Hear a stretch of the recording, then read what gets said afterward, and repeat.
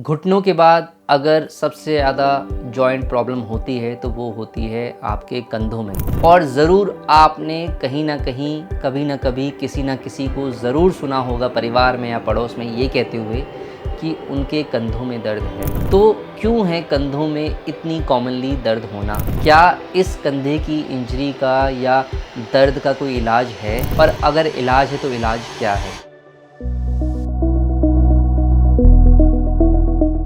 नमस्कार, मैं हूं डॉक्टर मयंक दराल, एक सीनियर ऑर्थोपेडिक सर्जन, और हज़ारों ऐसे लोगों के कंधों को ठीक करने के बाद मैं आपके समक्ष में बताने वाला हूं understanding shoulder pain from minor injury to surgery, और कैसे आप अपने कंधों को हेल्दी रख सकें और सर्जरी से बचा सकें।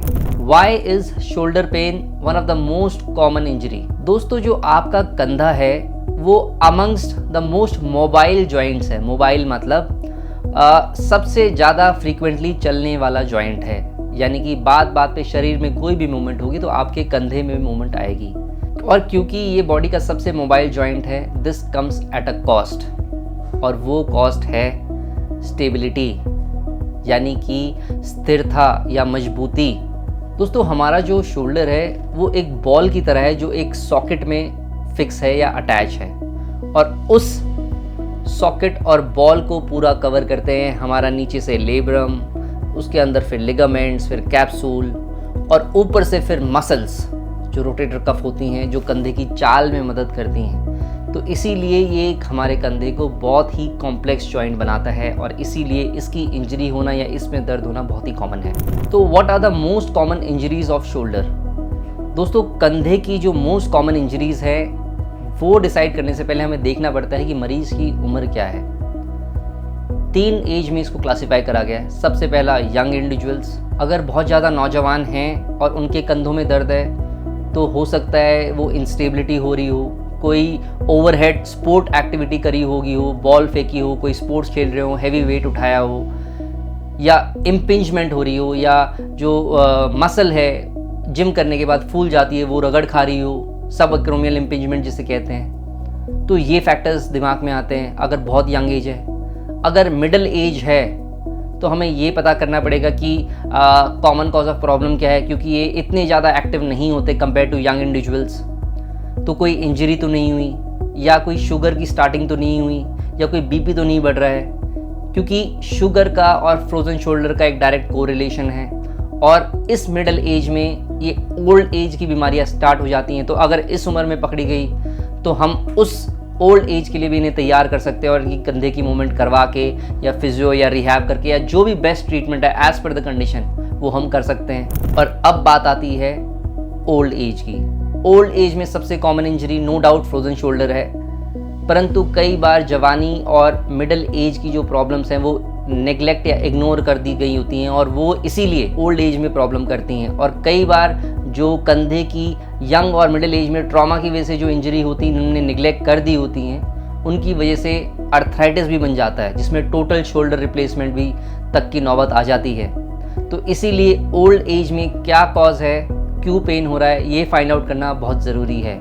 और इनको डायग्नोस करने के लिए वही इन्वेस्टिगेटिव लाइन ऑफ ट्रीटमेंट रहती है।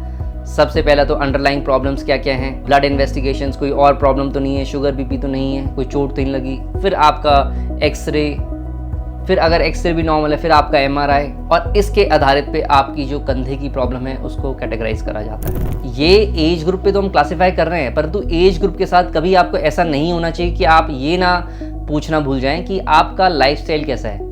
कई बार posture related pains, desktop job, not exercising, और जो मोस्ट मोबाइल जॉइंट है उसको मोबाइल ही नहीं करोगे तो अपने आप दर्द आना स्टार्ट हो जाता है। तो इसीलिए एज के साथ साथ आपका प्रोफेशन, नेचर ऑफ वर्क भी इनटू कंसिडरेशन लेना बहुत ज़रूरी है जब आप शोल्डर पेन को समझ रहे हो। तो अब बात करते हैं रेड फ्लैग्स, कब आपको चिंता करनी चाहिए अगर कंधे में पेन है या नहीं है। सबसे पहला दर्द, नो डाउट, जिसके ऊपर ये बात स्टार्ट हुई है, दर्द नहीं होगा तो पता कैसे लगाएंगे। दूसरा, लॉस ऑफ स्ट्रेंथ। कई पेशेंट मेरे पास आते हैं, वो सामान उठाने में असमर्थ हो जाते हैं क्योंकि कंधा जोर नहीं ले रहा होता, या कई लोग ये कहते हैं कि जो दाहिना कंधा है वो बाइने कंधे से जो है वेस्टिंग हो गई है। वेस्टिंग मतलब राइट कंधा जो है ज़्यादा स्ट्रांग दिखता है, लेफ़्ट वाला जो है वो पतला दिखता है।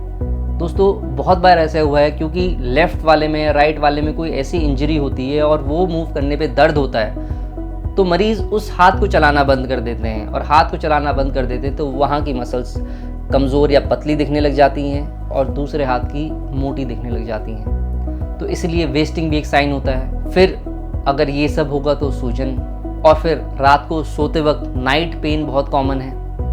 और सबसे कॉमन मोमेंट्स आपको कब फील करना है दोस्तों, बाल बनाते वक्त अगर दर्द आ रहा है, शर्ट पहनते वक्त अगर दर्द आ रहा है, ओवरहेड मूवमेंट कोई भी करे तो दर्द आ रहा हो, ये सब मूवमेंट्स के लिए जैसे मैंने बताया, watch your body with a काम माइंड, और बॉडी बोलती है।